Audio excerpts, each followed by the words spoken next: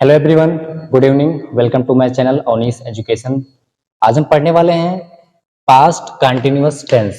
हमने प्रेजेंट के चारों form continuous, indefinite continuous, perfect, perfect continuous पढ़ लिए हैं और हमने आज पास्ट इंडेफिनिट पढ़ा दिया है। आप पढ़ाने वाले हैं पास्ट कंटिन्यूअस टेंस। चलिए स्टार्ट करते हैं। सबसे पहले हम इसकी पहचान जान लेते हैं पास्ट कंटिन्यूअस टेंस की। जिन वाक्य के अंत में रहा था, रही थी, रहे थे आदि शब्द आता है वहां पर पास्ट कंटिन्यूअस टेंस होता है। ठीक है। जिन वाक्य के अंत में रहा था, रही थी, रहे थे आदि शब्द आता है वहां पर पास्ट कंटिन्यूअस टेंस होता है। एक एग्जांपल देख लीजिए, जैसे राम खाना खा रहा था। यानी यहाँ पर क्या आ गया, रहा था, यानी ये क्या हो गया, पास्ट कंटिन्यूअस टेंस में आ जाएगा। ठीक है। तो चलिए सबसे पहले इसका हम अफर्मेटिव यानी सकारात्मक वाक्य कैसे बनाते हैं देख लेते हैं। सबसे पहले अफर्मेटिव सेंटेंस।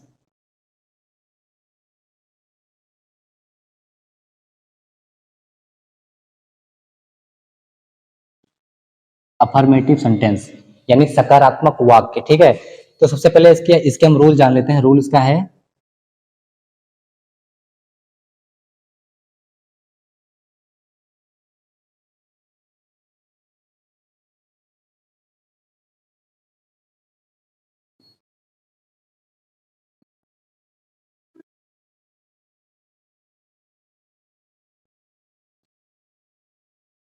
इसका रूल ये है कि हम सिंगुलर नंबर के साथ वाज यानी हेल्पिंग वर्ब सहायक क्रिया होती है वो एक वचन के साथ में हम वाज का प्रयोग करेंगे और बहुवचन के साथ में हम वेयर का प्रयोग करेंगे।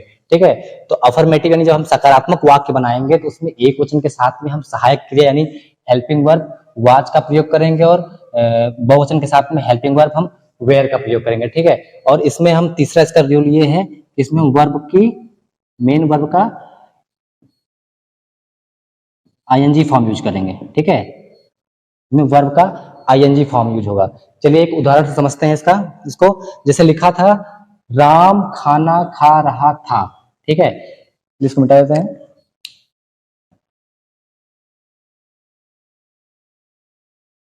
सकारात्मक वाक्य का एक एग्जांपल समझते हैं, जैसे कि राम खाना खा रहा था। तो इसको बनाने का सबसे पहले मेथड समझते हैं। सबसे पहले इसमें हम लिखेंगे सब्जेक्ट, फिर हेल्पिंग वर्ब यानी अगर एक वचन है तो वाज और अगर बहुवचन है तो वेयर। ठीक है। फिर उसके बाद हम मेन वर्ब की आईएनजी फॉर्म, फिर ऑब्जेक्ट, फिर अदर वर्ब। ठीक है। सबसे पहले सब्जेक्ट, हेल्पिंग वर्ब, एक वचन के साथ में वाज, बहुवचन के साथ में वेयर, फिर मेन वर्ब की आईएनजी फॉर्म, फिर ऑब्जेक्ट, फिर अदर वर्ब। ठीक है। अब लिखा है राम खाना खा रहा था, तो सब्जेक्ट क्या है, राम, तो पहले लिखेंगे राम। ठीक है। फिर कह रहा है हेल्पिंग वर्ब वाज, राम खाना खा, तो राम क्या है, राम एक सिंगुलर नंबर है यानी एक वचन है। तो राम के साथ में हम मैंने बताया है सिंगुलर यानी एक के साथ एक वचन के साथ में वाज और बहुवचन के साथ वेयर। तो एक वचन इसके साथ में वाज का प्रयोग करना है। ठीक है। तो राम वाज। फिर कह रहा है मेन वर्ब में आईएनजी फॉर्म। वर्ब क्या है, मुख्य क्रिया क्या, खाना खा रहा है यानी ईट, तो आईएनजी फॉर्म ईट का ईटिंग हो जाएगा। तो Ram was eating, Ram was eating. फिर कह रहा फिर ऑब्जेक्ट, फिर अदर वर्ड। ऑब्जेक्ट क्या है, खाना, राम वाज ईटिंग फूड। ठीक है। तो ये हो गया इसका एक वचन का एग्जाम्पल। अब इसी में हम बहुवचन का एग्जाम्पल समझते हैं यानी प्लूरल नंबर का।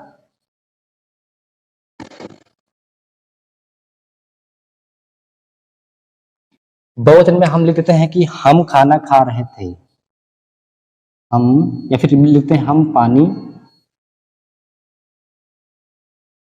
पी रहे थे। ठीक है।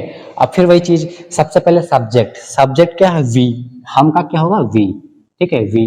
अब ये हम मतलब बहुत सारे लोग, ये एक वचन नहीं, ये बहुवचन में आ जाएगा। तो बहुवचन के साथ मैंने बोल रखा है कि एक वचन के साथ में वाज और बहुवचन के साथ में वेयर का प्रयोग करेंगे। तो वी के साथ वेयर आ जाएगा, वी वेयर। ठीक है, वी वेयर। फिर कह रहा है सब्जेक्ट, फिर हेल्पिंग वर्ब, फिर मेन वर्ब की आईएनजी फॉर्म। पानी पी रहा है, पीना, पीना मतलब ड्रिंक, अगर आईएनजी फॉर्म लगाएंगे तो drinking, we were drinking we were are drinking. अब ऑब्जेक्ट, ऑब्जेक्ट क्या है, वाटर यानी पानी, we were are drinking water. ठीक है, ये हमारा हो गया सकारात्मक वाक्य कैसे बनाते हैं प्रेजेंट कंटिन्यूअस टेंस में। अब हम पढ़ते हैं नेगेटिव सेंटेंस यानी नकारात्मक वाक्य।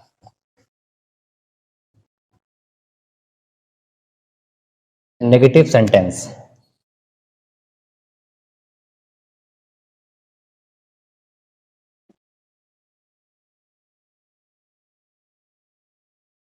नेगेटिव सेंटेंस यानी नकारात्मक वाक्य। ठीक है, तो जिन वाक्य में नहीं का प्रयोग है फिर नकारात्मक वाक्य कहलाते हैं। तो इसमें सबसे पहले देख लेते हैं हम। नेगेटिव में क्या होता है कि हम सकारात्मक वाक्य में क्या होता है, सब्जेक्ट, फिर हेल्पिंग वर्ब, फिर मेन वर्ब में आईएनजी फॉर्म, फिर ऑब्जेक्ट, फिर अदर वर्ड। और इसमें क्या करेंगे, सब्जेक्ट फिर हेल्पिंग वर्ब के तुरंत बाद हम नॉट लगा देंगे। देखिए इसका मेथड देख लीजिए। इसमें सबसे पहले हम सब्जेक्ट प्लस हेल्पिंग वर्ब वही वाज और were, was were plus not plus main verb में ING form plus object plus other word. ठीक है, सबसे पहले सब्जेक्ट, फिर हेल्पिंग वर्ब एक वचन के साथ में वाज, बहुवचन के साथ में वेयर। ठीक है, फिर नॉट का प्रयोग करेंगे हेल्पिंग वर्ब के तुरंत बाद, फिर मेन वर्ब में आईएनजी फॉर्म, फिर ऑब्जेक्ट, फिर अदर वर्ड। ठीक है, अब नेगेटिव सेंटेंस बनाते हैं। सबसे पहले एग्जांपल देखते हैं। सीता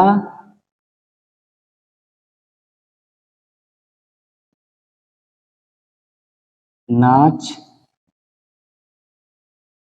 नहीं रही थी। ठीक है, सीता नाच नहीं रही थी। ठीक है, तो अब सबसे पहले सब्जेक्ट क्या है, सीता। सीता क्या है, एक वचन है, तो इसमें एक वचन के साथ में हेल्पिंग वर्ब हम वाज का प्रयोग करेंगे। ठीक है, तो सब्जेक्ट क्या है, सीता। सबसे पहले हम सब्जेक्ट लिखते हैं, सब्जेक्ट है सीता। ठीक है, सीता, फिर हेल्पिंग वर्ब एक वचन है तो वाज, सीता वाज, फिर नॉट, सीता वाज नॉट, फिर मेन वर्ब क्या है, नाचना, डांस, और आईएनजी फॉर्म लगाएंगे तो डांस का डांसिंग हो जाएगा, सीता वाज नॉट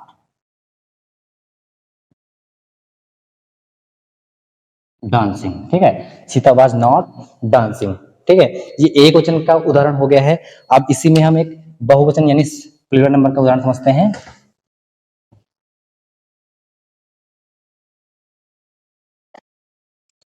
हम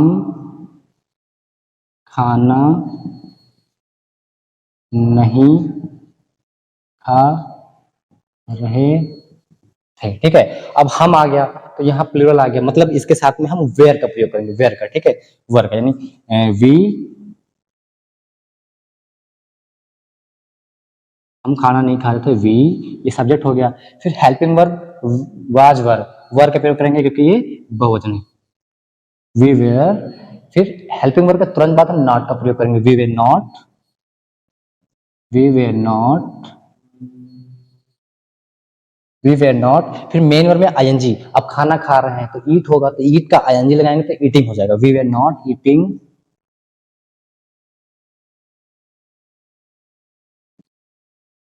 ईटिंग। फिर ऑब्जेक्ट क्या है, खाना, फूड,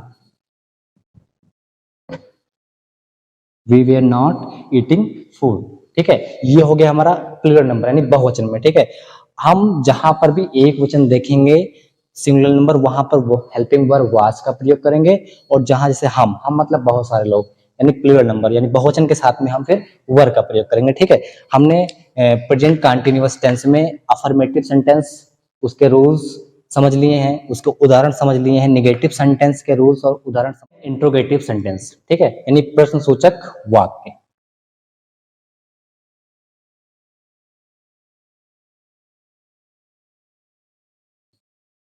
इंट्रोगेटिव सेंटेंस यानी प्रश्नसूचक वाक्य।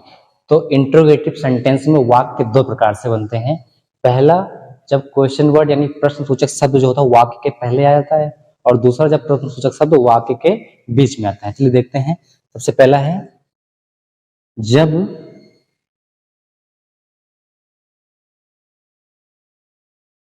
क्वेश्चन वर्ड वाक्य के बीच में आए तो, जब क्वेश्चन वर्ड यानी प्रश्न सूचक वाक्य जो है वाक्य के बीच में आए तो हमें क्या करना चाहिए? जब भी प्रश्नसूचक शब्द जो वाक्य के बीच में आती है तो हम यानी क्वेश्चन वर्ड प्रश्नसूचक शब्द की अंग्रेजी वाक्य में सबसे पहले लिखते हैं। यानी जब क्वेश्चन वर्ड वाक्य के बीच में आए तो क्वेश्चन वर्ड की अंग्रेजी वाक्य में सबसे पहले लिखते हैं। ठीक है। और दूसरा है कि जब क्वेश्चन वर्ड वाक्य में सबसे पहले आए, जैसे क्या तुम नाच रहे थे, तो क्या प्रश्नसूचक शब्द वाक्य में सबसे पहले आ गया, तो इसके लिए हम वाक्य में सबसे पहले हेल्पिंग वर्ब का प्रयोग करते हैं। मैंने बताया हेल्पिंग वर्ब वाज और वर, एक वचन के साथ में वाज और बहुवचन के साथ में वर का प्रयोग करते हैं। दूसरा देखते हैं कि जब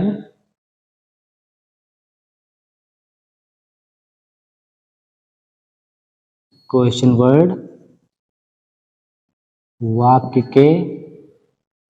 में सबसे पहले आए तो हेल्पिंग वर्ब का प्रयोग वाक्य में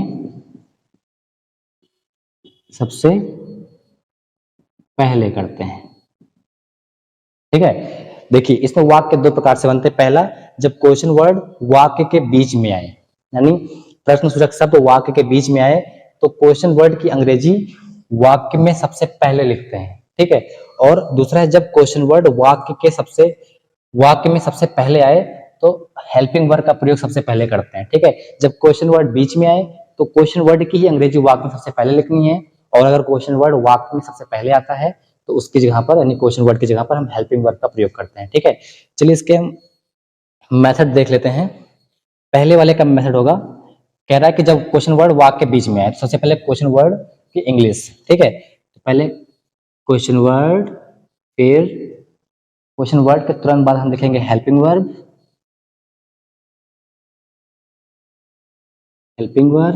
प्लस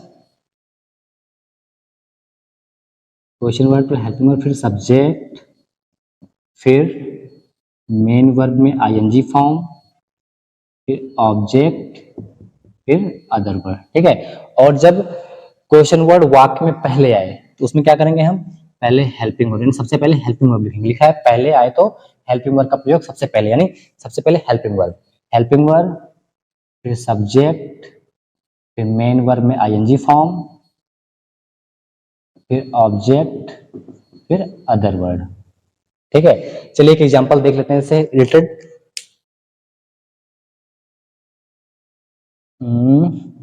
ये मिला देते हैं।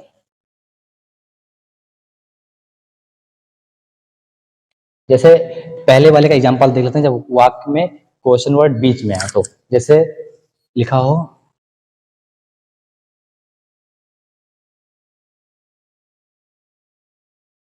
तुम क्या कर रहे थे। ठीक है। तुम क्या कर रहे थे, क्या यानी क्वेश्चन वर्ड वाक्य के बीच में आ गया है, तो मैंने बताया क्वेश्चन वर्ड की अंग्रेजी पहले लिखते हैं, तो क्या लिखेंगे, क्वेश्चन वर्ड क्या, क्या को इंग्लिश में क्या बोलते हैं, व्हाट, WHAT, व्हाट।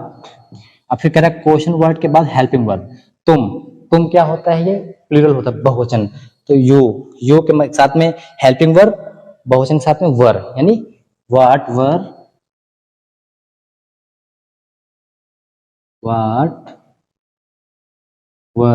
फिर कह रहा है हेल्पिंग वर्ब के बाद सब्जेक्ट, तुम का यू होगा, what were you.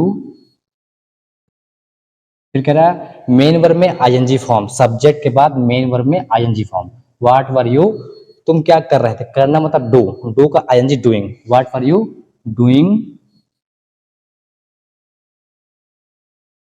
What were you doing. तो इसमें अगर क्वेश्चन मार्क लगेगा, ये बहुत ही इंपॉर्टेंट चीज है कि अगर आप लास्ट में क्वेश्चन मार्क नहीं लगाते हैं तो आपका ट्रांसलेशन गलत हो जाएगा। तुम क्या कर रहे थे, व्हाट वर यू डूइंग, इसका ये हो जाएगा। ये पहले का है, जब क्वेश्चन वर्ड वाक्य के बीच में आए तो उसकी अंग्रेजी सबसे पहले लिखते हैं, व्हाट। ठीक है। अब दूसरे का देख लेते हैं, सेकंड वाले का।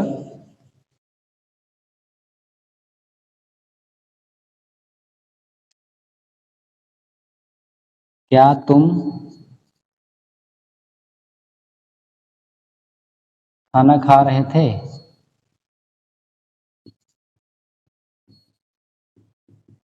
क्या तुम खाना खा रहे थे?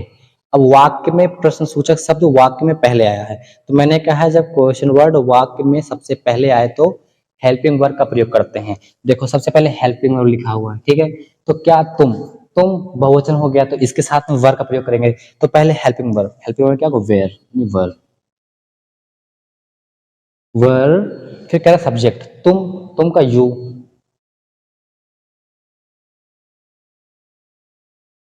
Were you. फिर कह रहा है मेन वर्ब में आईएनजी फॉर्म, वर यू खाना खा रहे थे, खाना मतलब ईट, ईट का ईटिंग हो जाएगा आईएनजी, वेर यू ईटिंग। फिर कह रहा है खाना, ऑब्जेक्ट खाना जाएगा, वेर यू ईटिंग फूड, ठीक है। ये हो जाएगा क्वेश्चन मार्क, ठीक है। ये हमने पढ़ लिया अफर्मेटिव, नेगेटिव और इंट्रोगेटिव, ठीक है। पास्ट कंटिन्यूअस टेंस आज हमने कंप्लीट कर लिया है। तो अगर आपको ये वीडियो पसंद आए तो प्लीज वीडियो को लाइक कीजिएगा और चैनल को सब्सक्राइब कीजिएगा। मिलते हैं नेक्स्ट वीडियो में, यानी पास्ट परफेक्ट टेंस।